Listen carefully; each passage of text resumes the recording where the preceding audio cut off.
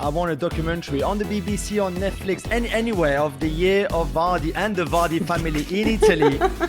When he arrives at training at 9 a.m. with his Red Bull, kind of Red Bull when everybody's drinking their espresso. I just want to see the Vardys in Italy. Please, somebody make it happen. This is the EuroLeagues. We'll reflect on the opening weekend of Serie A. We will discuss Real Oviedo's long-awaited return to La Liga. We'll be live in Norway too to talk Bodø Glimt.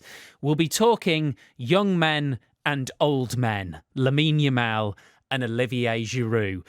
Julien Laurens, Mina, Rzouki, Guillem, Balague are all with us. Hello, everybody. Good evening. Hello, guys. Who is the old man and the young man on the show? Ooh. I'm kidding. I'm happy to call myself the old man. And wise. You can add that wise as well. Can I be the young one?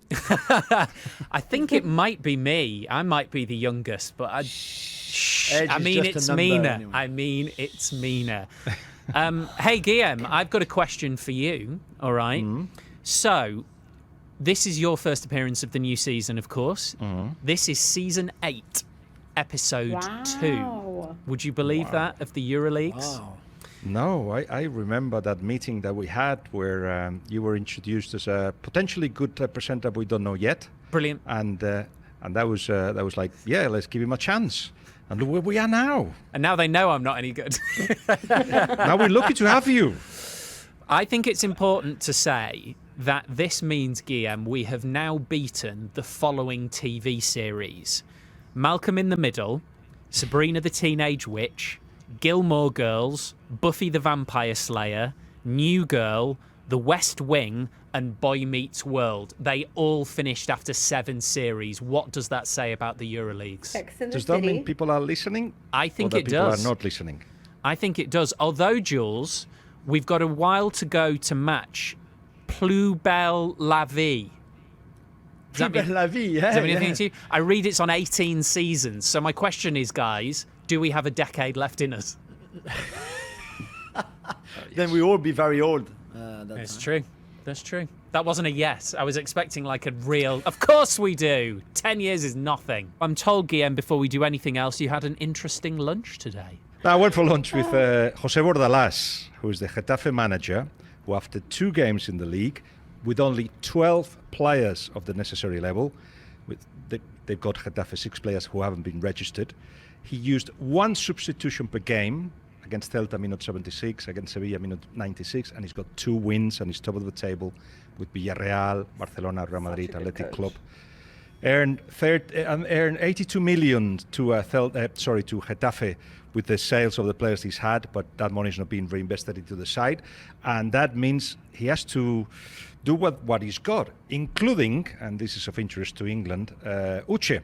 Crescentos Uche, who is the striker, who was a midfielder originally, and he saw in training when he didn't have strikers that he could hold the ball. Not that he could finish or anything, but he can hold the ball. You would do.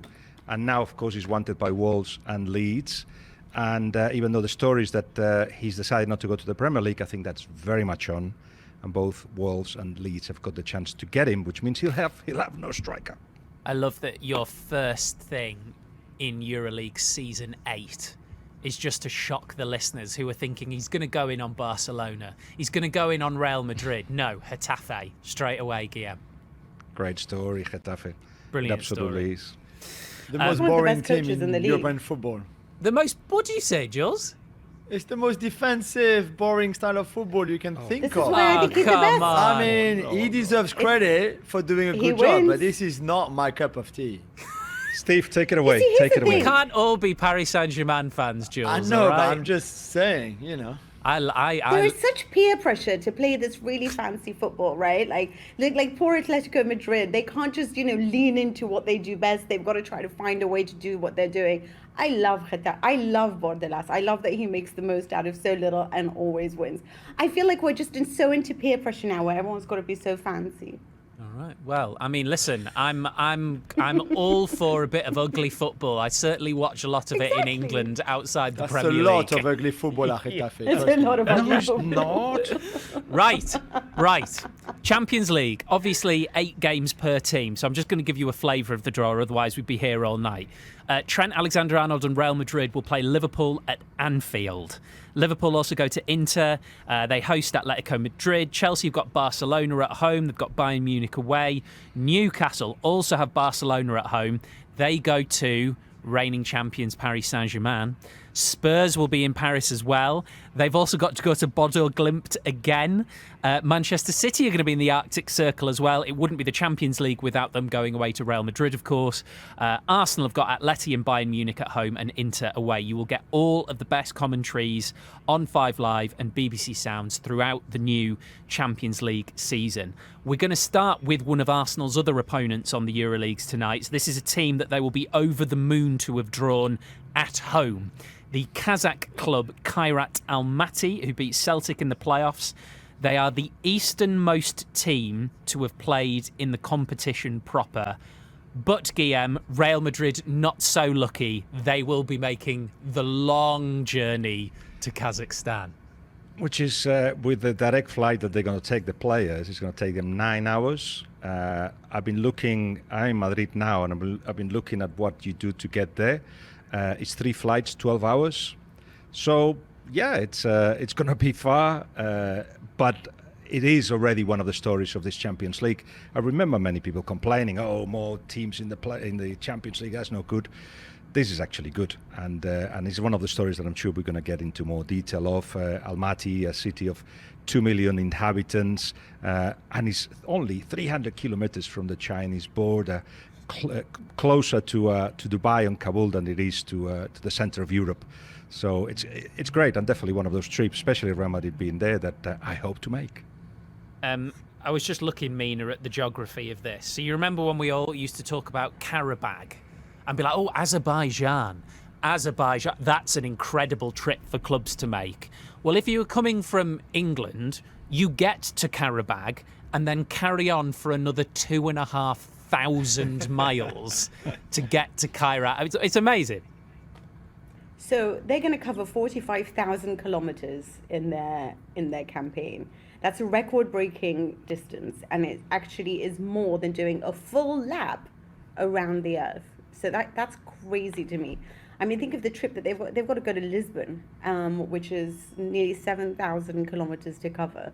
So we're looking at the one thing that you had was Pepe Marotta from Inter saying, "I'm so glad that we're playing them at home," because that's the fear, right, that you're going to have about, doing that journey to them and back. So it's like you'll be so thankful if you get to face them at home rather than having to make the journey over there. Did anyone else watch the game? Oh, go on, Jules, sorry. No, I was just going to say, maybe the most beautiful is that they had to go through four rounds of qualifiers to get there. And in a way, they were not, Celtic were the best team that they had to face, because it's not Ljubljana or KUPS from Finland or even Slovan Bratislava. But it's still, you've earned that right. You played teams that have been playing in Europe way longer than you, far more regularly than you, that have more money. Well, more money than you. It's slightly different because they have very rich owners, but still, leagues that have more money than their league in Kazakhstan. So well done to them. 4 rounds, they made it. Against Celtic, they rode their luck a little bit, but in the end, they got there. So now they can enjoy it. They might not make it out of this league phase, but they will have a lot of fun before that at home and away. Anyone else watch the penalty shootout? So, funny story, right? I was watching the penalty, but we were with a group of friends when we were watching it, and we had to watch it on beIN, and it was we were on the 3rd penalty shoot, and then the programming had ended the time, so a whole new show just started. They didn't extend it, so you didn't even get to watch the last 2. So I had to Google who won. Imagine, and I was like, does that happen? Aren't you supposed to extend the program if there's a penalty shootout? But apparently not. Would never happen on 5 Live, Mina. That's all I'm saying. No. That's the thing. Would That's never why we listen. happen. So Tamerlan Anabekov, backup goalkeeper, 21 years old, saved 3 penalties. And I think, those are the kind of stories that we're talking about here, aren't we? And, we might find more stories like that when we're into the league phase, but I love stuff like that. Yeah, we're going to hear about Jorginho, the striker, Luis Mata, the left back, and Dastan Satpaev, who is a 17-year-old on loan from Chelsea, who's got apparently a lot of talent, and he's been somebody lazily compared to Mbappe, and I just repeated that, so I've been lazy as well. But certainly has got talent, and we'll hear, of course, that this is not just a team that's lucky. It's been a reference of the Cascan football, 5 league titles, 10 cups. So they know how to win, and I'm sure they'll know how to make things difficult to whoever they face them.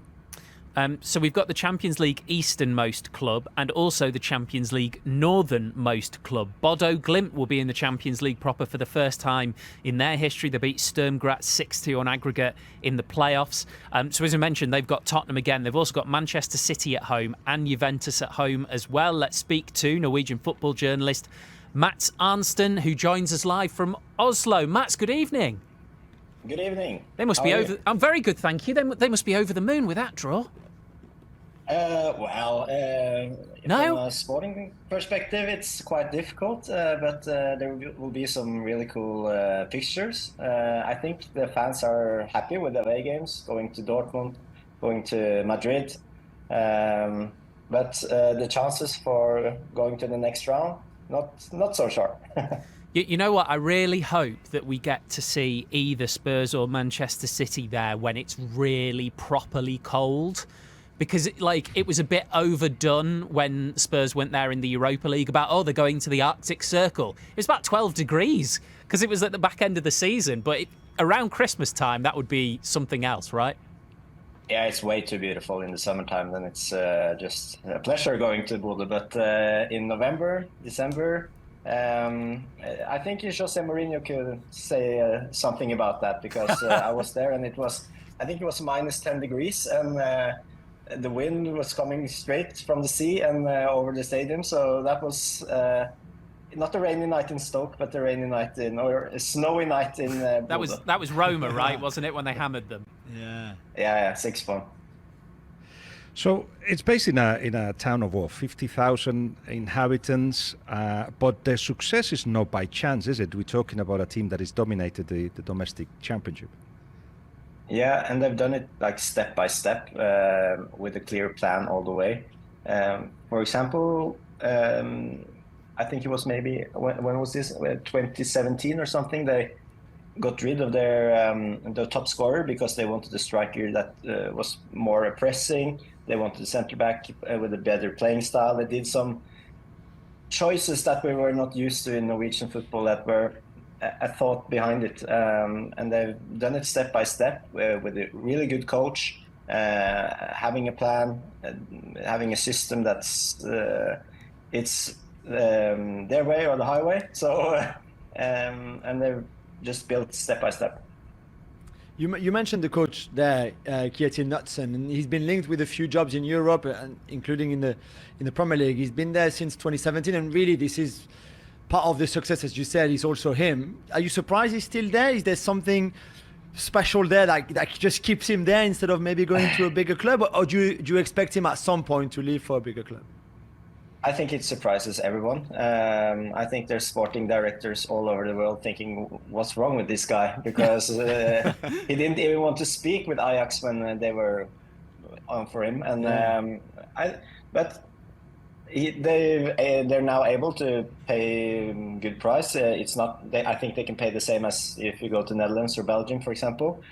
So they're competitive in that way now. But before, he still stayed, and I think this project, they're like 3 guys that has totally control over the club, working really close together, and I think he just thinks that it gives him more to personally to build on this. Like when you have a really good save on Football Manager, you just want to stay in that club. That's a great shout. I think it's a bit like that, I think.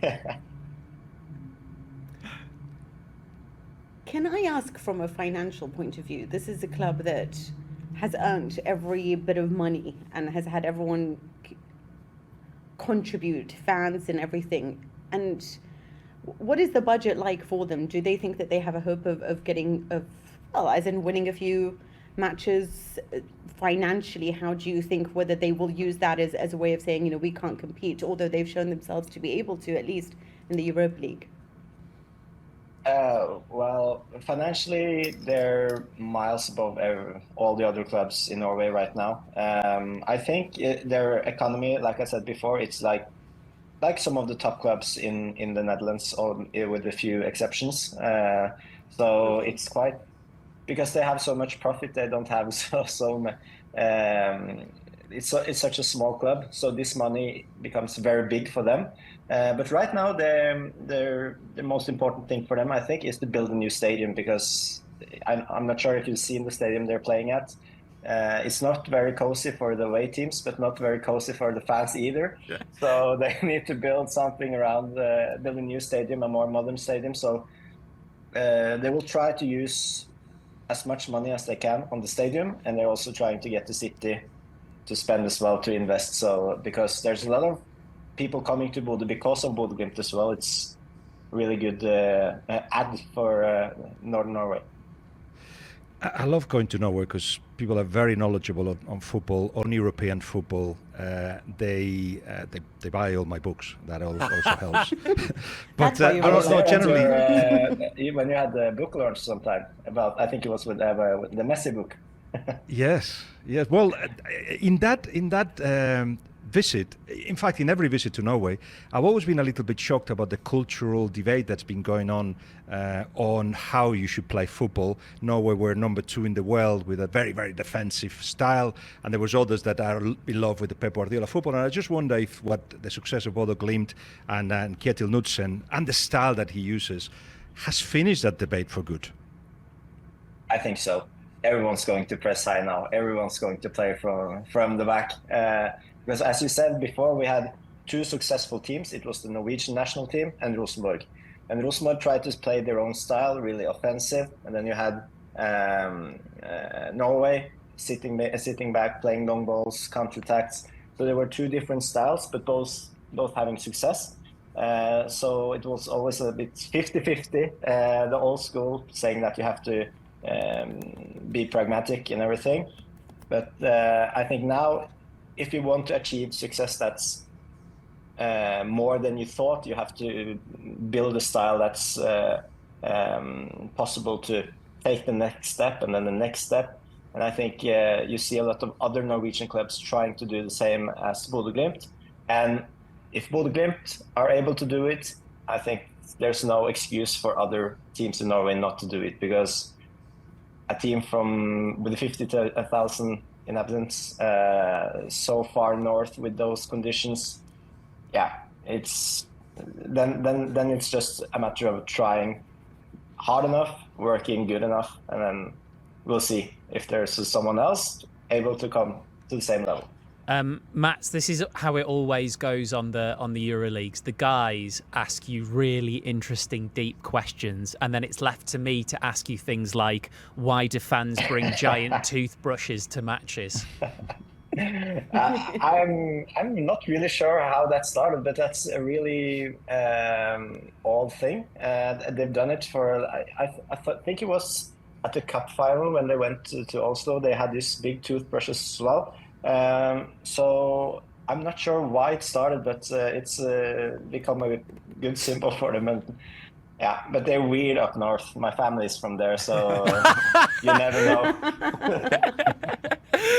Mats, it's been lovely to have you with us. Thank you very much. We'll definitely speak to you again. Thank you.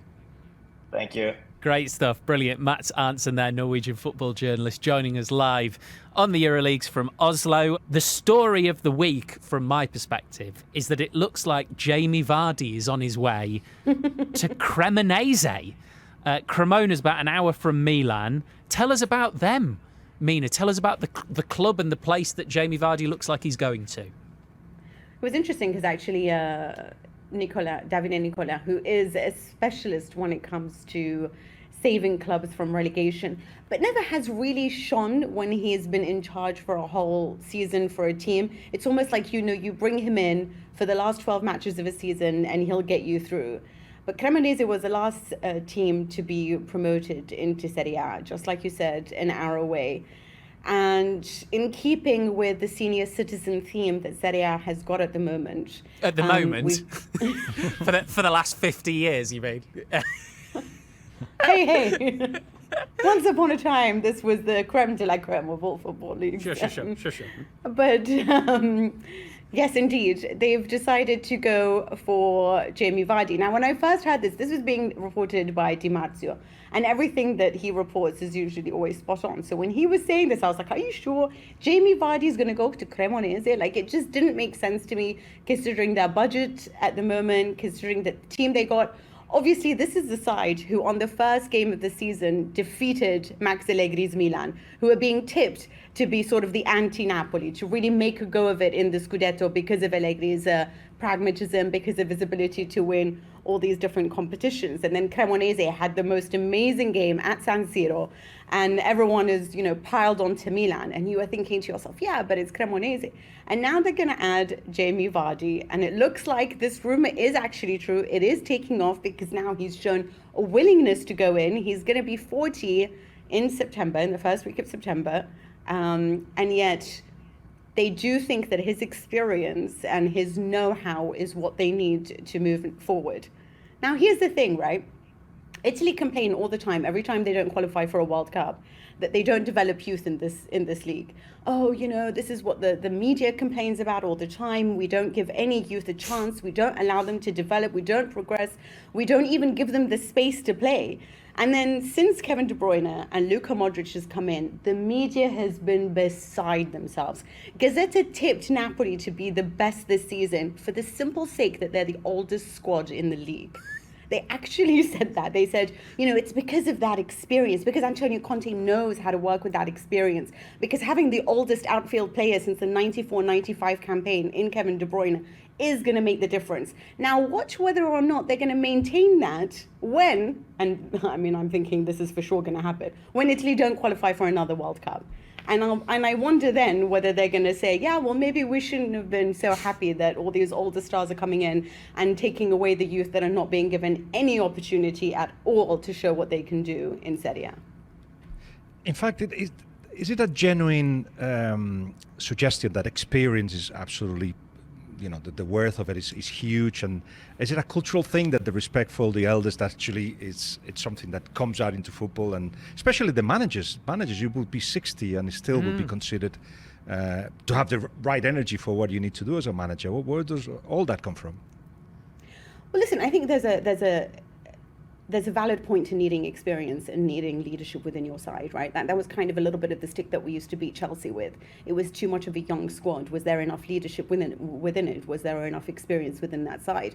I certainly think there's a lot to be said about that. And if we actually are to study the statistics of winning teams in the World Cup at the time, and even, I would say, in league games prior to maybe 5 years ago, then you would have seen that the age is about 29. If a team had an average age of about 28, 29, then they were usually a winning team, which is on the older side of things. Of course, now everything is about going younger, right? Like even Lamine Yamal, and it's always about targeting the youngest as possible. But there has been this shift, and I do think that in a league that has a generational problem and is not really developing kids very well at the moment, and there's just not enough talent right now when it comes to Italy. If there is an opportunity to actually start doing something, then why not give some of these youth a chance? And I think these are the questions that we need to ask. Like Milan sold off some players which were given less than 100 minutes in Serie A action. And then they're bringing in Luka Modric in midfield. And you have to ask yourself. And by the way, Gazzetta was beside themselves when they were rating. They called him the best player that Milan had in the game. And by all means, Luka Modric is Luka Modric. He's a Ballon d'Or player. So by all means, we always tip our hats to him when he plays. But it does worry me when you are not engaging with the youth that you can develop, especially in academies, to continue going for these older experienced stars and paying them quite a lot of money to come. And when you have a really good young one like Giovanni Leoni at Parma, who didn't actually play that much, but still clearly at 18 is a very talented kid, and you're thinking, okay, Inter are going to come or Milan are going to come, somebody's going to come, yet it goes to Liverpool because Liverpool are clearly very happy to put 30 million euros down on a player at his age, where clearly on the top Italian side, we were thinking, okay, well, maybe we just wait a little bit and see how he develops and this and that. And I think this is the mindset too. Can I just say I'm thoroughly disappointed in how quickly this became a really interesting detailed and nuanced debate about the age I'm of Serie A sorry. players. I mean, it's fascinating, but equally I am sitting here thinking, hang on a second, weren't we talking about Jamie Vardy in Cremonese? But yes, But it's Jamie a great Vardy. point. No, it's a really good point. I am also curious to know, Mina, how you think he will get on at 38, because he is still 39. Vardy 38, I think. I'm going to Google that while I talk to you. I think I'm he's gonna 38. I think he might be 39 next year. He Oh, is you're 38. right. You're there we go. 38. Yeah. And Okay, yeah. that's going to get us into that bad Twitter Actually, debate. that's not Do you very remember old that? then. He's 38 until he's 39, all right? Oh, no, so now He's he's a kid. a spring chicken, right? He's a spring chicken by all means. Yes, certainly. But, like, how pacey are Serie A defences in the round right now? Because I can't see any reason why it wouldn't be a success, potentially, for a season. Well, here's the thing, right? As in, he is a good striker, and certainly probably above what Cremonese could ever bring in, to be honest with you, because they do have budget limitations. So of course he's going to make the difference because he does have that experience, and I do think that he's still a clinical forward for them. And if you see what's on offer and a way of like keeping the fans on board. But, you know, they just scored two of the most delicious goals against Milan. So there is this part in you where I just don't, it worries me a little bit, like this is the kind of player that they continue to turn to, not because I don't think Vardy's a great striker, not because I don't think he'll elevate them, but you are going to need those around him to continue to run, to give him the opportunities. When opportunities are created, I don't doubt that he can do a job. And so, you know, devil's advocate, if he can still do a job, then why shouldn't he be allowed the chance to shine? So, and I would agree with that. But there is this other part of me that just thinks, are we trying to say that there's no Italian kid that we can actually try to launch at the moment and give him a chance? When you think of players like Francesco Camarda, who Milan got rid of, and you just think, this is a wonder kid, this was going to be the next big thing. People had dubbed him the next Haaland, and they just discarded him. But they obviously have space in their team for Luka Modric, different positions, of course. But this is what worries me. But yes, I certainly think if Vardy will make the difference for Cremonese, but I already think it's a good team, and it's already one that already shocked us on the first day of the season and deserves a lot of praise for the way that they're already playing under Davide Nicola. But it was the first game of the season, so we can't get too carried away. Whatever happens, I want a documentary on the BBC, on Netflix, anywhere of the year of Vardy and the Vardy family in Italy. When he arrives at training at 9 a.m. with his Red Bull, kind of Red Bull when everybody's drinking the espresso. I just want to see the Vardys in Italy. Please, somebody make it happen. Jules, we could do the make Wags it. of Cremonese. What about the Wags of Cremonese? And then we can Oh my God, even Vardy's better, Wag. Mina. I'm Even in for that as better. well. And the Vardy jokes, because he's a constant joker, isn't it? And nobody understanding any one of them. I can hear what you're this gonna on BBC Sounds, right? I think it'll be 100%. hosted, it'll be presented by somebody like Alexander Armstrong, right? And the Vardys in Cremona. I think I'm up for it. 5 Live and BBC Sounds coming soon. Rebecca Vardy, yes, please. That's going to be amazing. There we go. It's going to be amazing. We can see her watching, like, buying tomatoes and maybe eating them with McTominay and showing, like, the differences, you know? Perfect. Also, the best news for Jamie Vardy is that he's got a year younger throughout the course of this conversation. So Yeah, that's true. he's absolutely on fire. Right, let's go on to a bit of La Liga, shall we? So we'll do Barcelona's new number 10. Obviously, Lamine Yamal's taken on the shirt. We're going to talk Real Oviedo in a moment as well, back in the top flight after so many years away. They faced Real Madrid, of course, first game of the season. So just before we do Oviedo, let's do a bit of Real, Guillem. I don't just want to make this about Brits abroad, because we have just talked about Jamie Vardy, but for Madridistas, Trent on the bench, Carvajal returning to the starting 11 is significant. And I know the bench in of itself wasn't necessarily just the backup players, though, for that one. Well, it's 3 games in 11 days, so Yeah, that exactly. explains it. Carvajal has come back from a very long injury, but he's got an hour in him, which is a bit surprising. He's training really, really well, and the biggest thing for him is that he loves competition. Trent, yeah, bring it on. And we thought it was going to take a month to see Carvajal in the lineup, but he has taken much less. And I have to say that the Spanish media have got already a narrative in place that has to do with Trent. He's too shy, he doesn't fit in, Carvajal will surpass him. And I hope that he hears this, and I hope he can, with the Spanish that he speaks, he can read the Spanish media, because he's the type of guy that will say, really? challenge. He loves a challenge, Trent, but... Oh, he's got one, hasn't he? He's got one. He's got a big one, because it's not just that we know he can go up and down the pitch, etc., but to adapt to the requirements of a Xabi Alonso team and do it consistently and at the high level that is expected, Carvajal has got an advantage. He can do it straight away, understand it, knows what he wants, what Xabi wants, and Trent has got an education to be done, which may take him a while. And if that's the case, that's when Carvajal, who was before getting injured one of the top players in the world, not just a fullback, one of the top players in the world, Carvajal, even though he's 33, will be there, and it'll be difficult to take him off the lineup. So can I ask you on to Xabi Alonso right now, just to take this away, because Vinny was benched too, and from what I understand, his camp was very upset about all of this. And is this the style of Xabi Alonso that everyone's going to get a chance? Because playing Rodrigo in that position that we've always wanted to see, and Rodrigo is a clutch player that's so underrated. I mean, he's always come through in these big Champions League matches, always wanted to play on that side, but obviously when you have Vinny ahead of you, then it's so much harder. But is there going to be this competition now where Vinny maybe isn't prioritized, and is anything to do with his contract or not? Let's start with Rodrigo, and it will end up in Vinny. Rodrigo has been sulking for a while, but really he hasn't shown the level that he had in the last year. He hasn't shown the level that he had a couple of years ago, or that he regularly shows in Europe. So in the States, in the Club World Cup, there was a conversation between Xavi and Rodrigo said, I want to play on the left-hand side. As often as is possible, that's where I want to play. And there wasn't, of course, the threat that unless I play, I'll go. But Xavi thought, you know what, Vinicius in 2025 scored 5 goals and his influence has diminished. This is now clearly Kylian Mbappe's team, so why not?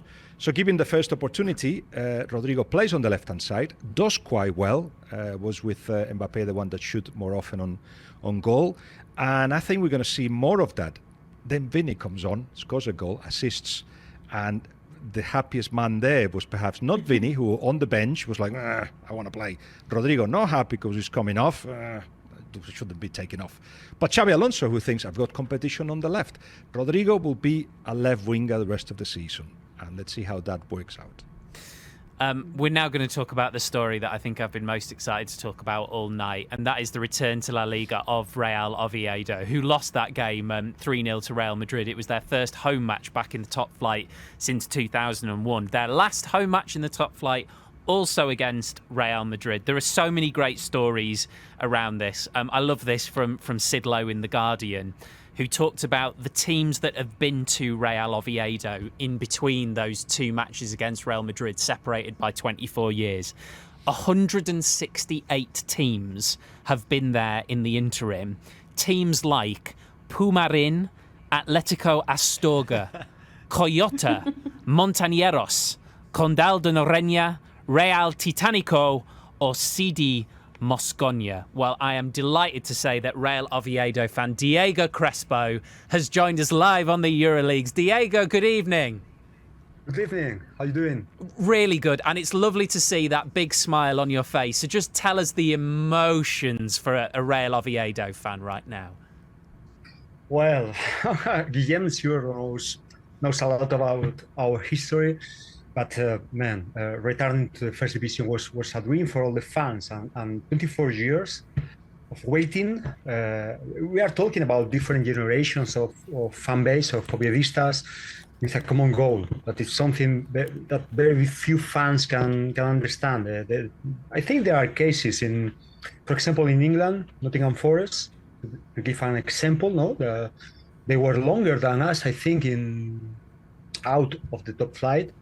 But it's something that is not common in football, because you can go up and down, no? You can go down and disappear, but this, a very few ones can say. And that, of course, is something very important for us. I hope always make us feel proud, because it's part of our history, and also is something that makes us different.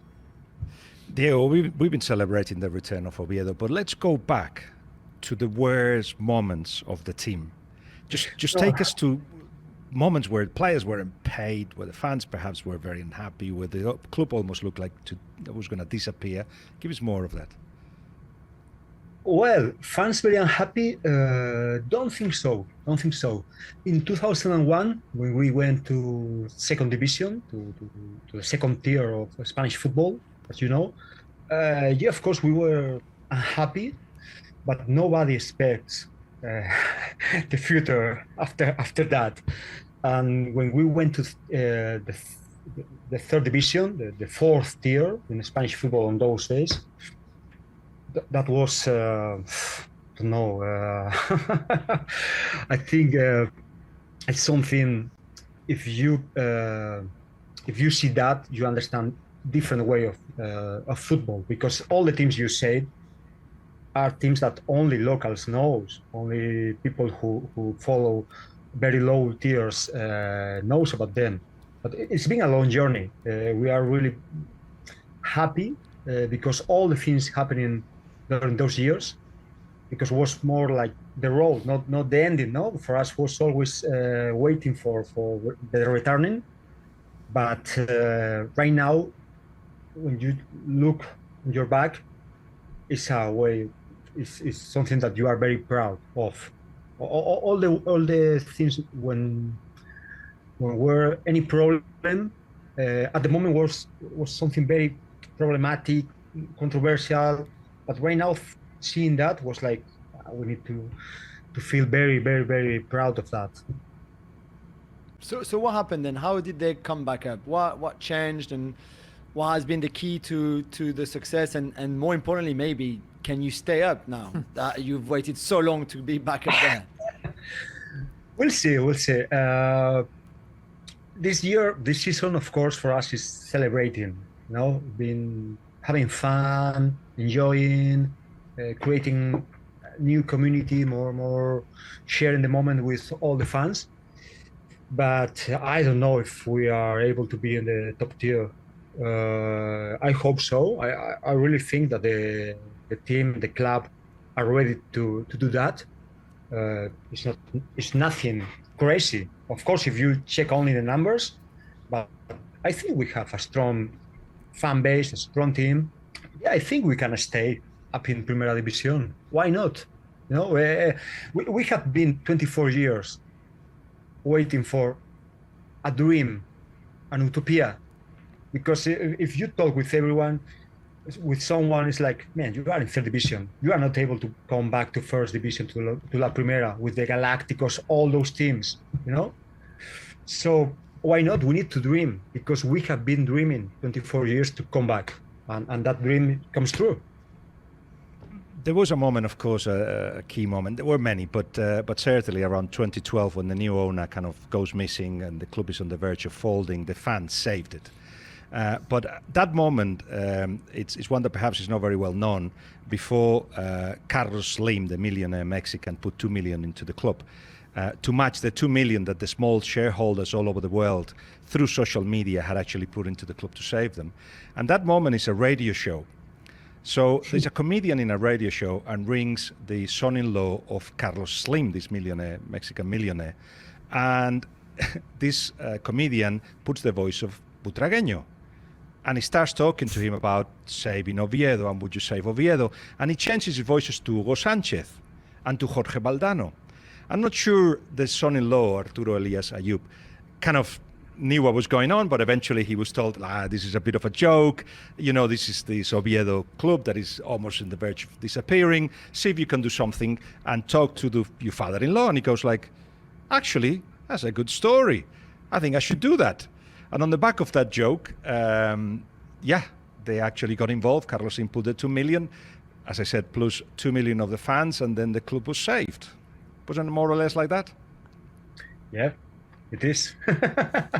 But of course, they are big guys in business, in football, in everything. All the things they are doing are big money. But I always say the fan base was also a key. Because if we are not a good business for them, they are not putting money on us, no? So, and of course, we show a lot of muscle, because you know the story of the shareholders, as you said. A lot of shareholders here in the UK came to us, came to Oviedo to visit us. And for me, that's the most incredible thing, because maybe for Carlos Slim, for all the people who invest in Oviedo, okay, you are a fan base, but there are a lot of teams in the world. Everyone are saying we are the best, we are the most passionate, whatever. But also the turn with the shareholders across the world, and mostly in the UK, was huge. As you know, Sid Lowe, when they put a tweet saying, "Hey man, the team who bring us Michu, Cazorla, and Juan Mata," and on those days, we are talking about three of the big names in the Premier League, and not only talking about football players, we're talking about real cool guys. You know, the last romantics, Michu, Cazorla, Juan Mata. Man, everyone loves them, and for us, we are very proud of them. Also because of that, because they are our ambassadors outside, and thinking about them with Oviedo is something that you can buy. You can pay for that. You know, you can buy that. And I always say that there were also a kind of help in that operation, I think. Diego, it's been lovely to have you with us on the EuroLeagues. Thank you so much. I'm sure we'll speak again, but good luck for this season. Thank you. I hope you come to Oviedo. Oh, yes. Because whatever happens, it will be a season of celebration. So, sure, come to Oviedo and enjoy our story. We're booking the flights, Guillem. We're booking the flights as we speak. Oh yeah, definitely. Let's get tickets from Santi Cazorla, who also needs a mention. For 2 years in the second division, he was getting paid the minimum wage, which is 90,000 euros a year gross. He was 2 years there, and he still didn't want anything to be paid to him in the first division, but he's got to be paid the minimum wage, which is 195,000 euros gross as well, and 10% of his wages and the sale of his shirts go to the academy. So it's a club full of stories, and we'd need to do a show from there for sure. I mean, we could do a whole show just on Cazorla, actually, I think, couldn't we? Which we probably absolutely, yeah. We should 100% do that. With him on the show too. Oh, I'm sure I'd be happy to do that. Yeah, that would be awesome. Right, we've got 10 minutes left of the EuroLeagues left. It always goes very, very quickly. We'll finish with a bit of Olivier Giroud. Before we get there, did want to do a bit on Lamine Yamal, who, of course, has got the iconic number 10 shirt at Barca for the first time this season. Had a really good start, scored from outside the box on the opening weekend. Lovely Yamal-esque finish, just perfectly whipped into the top corner. And he then kind of lowered an invisible crown on his head jewels as well. You know, there was sort of like a mock coronation going on. 18 still, but not shy about it. You know, you can just see and hear he wants to be in the bracket, as so many great players who've won that top. Yeah, and I mean, there was enough debate around that number, and will he change and will he get, is it heavy to carry, is it heavy this, heavy that, and I think he showed already that he feels very comfortable in that number 10 shirt, that, as you said, has had legends at the club wearing it through the years, really, and he's just another one. And yes, some people might not be happy with his attitude or with his personality or with the image that he presents maybe sometimes on and off the pitch. I just think that he's an incredible footballer and that we have him for the next 15 years, so we should enjoy him. That's a very, very big point that Jules is making there about the image that he projects and how people are criticizing it. And I think they're not getting him. They're not getting him at all. Football has changed. So have footballers. They are products of a globalized game, and fame brings rights, and personal branding is important. And if in the past it would have been discreet footballers who would just take the stage every now and again, they are now pop figures. His 18th birthday was a show of that, wasn't it? With a mafia aesthetic, guests dressed in white suits, dark sunglasses, with all kinds of accessories. It's only accepted, right, when you're producing the goods, because when Pogba was doing all of the stuff, everyone was like, well, Pogba's too obsessed with these things rather than producing. So I feel like sometimes there can be a bit of, we'll accept it from certain players but not. So is it about how good you are on the pitch?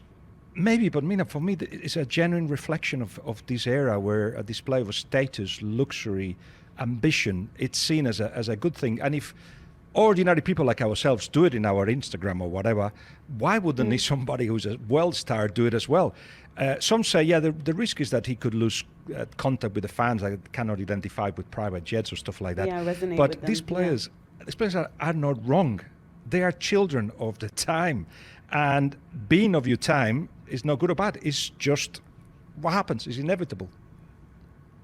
Let him get on with it. As long as he's not hurting anybody, it's his money. He can do what he wants. Agreed. I do not understand that kind of thing.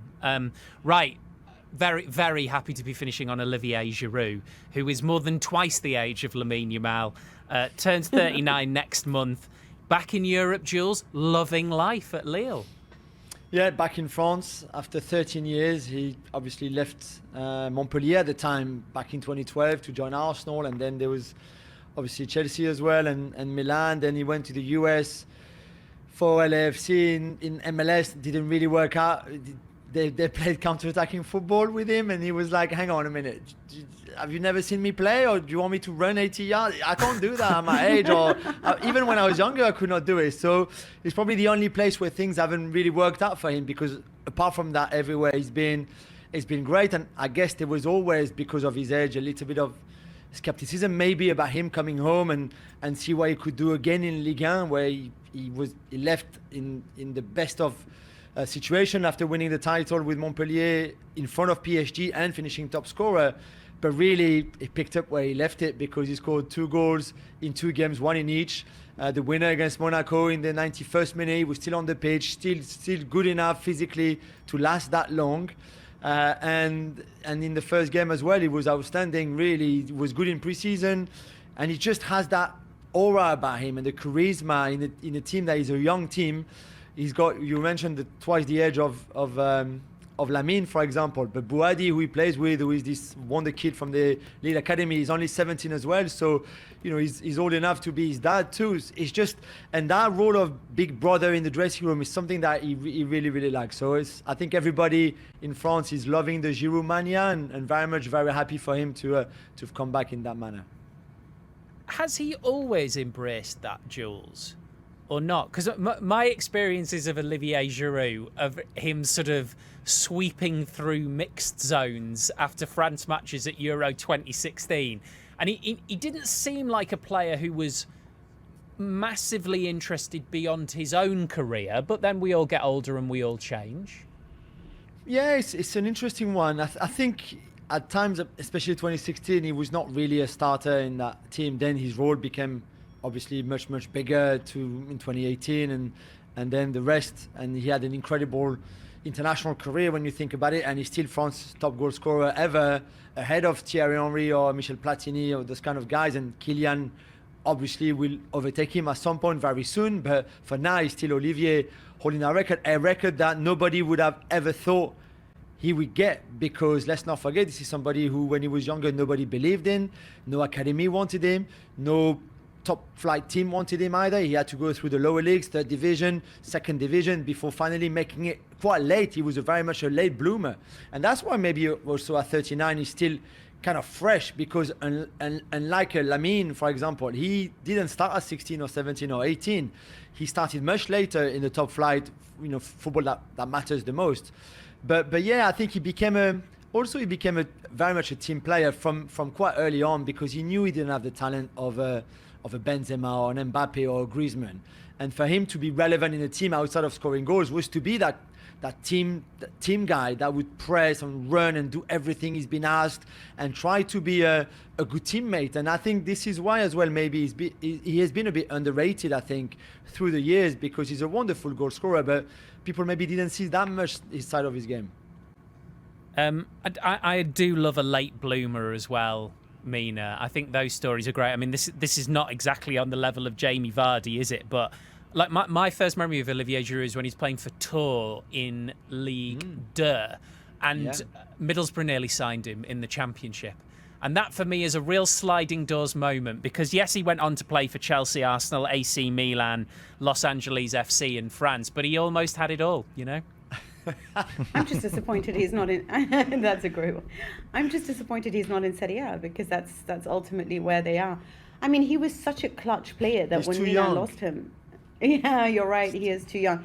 Speaking of, actually, for another oldie, Edin Dzeko back at Fiorentina just scored the third goal for Fiorentina to qualify them for the UEFA Conference League group stage. So just another nod to one of these older strikers, 39 years old as well, and still so clinical, this time for Stefano Pioli's Fiorentina. But yeah, when Milan lost Giroud, I feel like they've never been able to replace him. And I think that was one of the major problems that they had last season, is that they just didn't have somebody who was able to have that chemistry with Rafael Leao to convert with such ease. And he was so clutch, especially in those big matches against Inter. He's never lost that. He has that cool calmness about it. And it's almost like he trolls the opponent with the fact that he can just score at any time. And losing him was actually really sad. But glad to see him back in the top 5 leagues. You remember when a player got to 30 and was like, oh, that's the end of their career, this is finishing. Today in the lunch I had with Bordalás, I said, what's football like in 5-10 years' time? I said, well, all full-backs will be fast runners, 6'5", centre-backs, yeah, as they are now. Everybody will be very strong physically, and players will be at the best in the late 30s, early 40s. So that's what we're heading at. It's true, so young. But if you're Lamine Yamal and you start at 18, then how are you going to still, like, when you hit 35, what's going to happen? Medicine, nutrition, analysis, looking after yourself, change of calendar maybe at some point. Or in any case, rotations. We're about to hit 10 o'clock, guys. So if we don't go now, we'll be getting in trouble. I know. It just goes so quickly. Lovely stuff. Thank you all very much, team. Speak to you all soon. Cheers. Mina, Rzouki, Julien Laurens, Guillem, Balague. The Football Daily Podcast on BBC Sounds.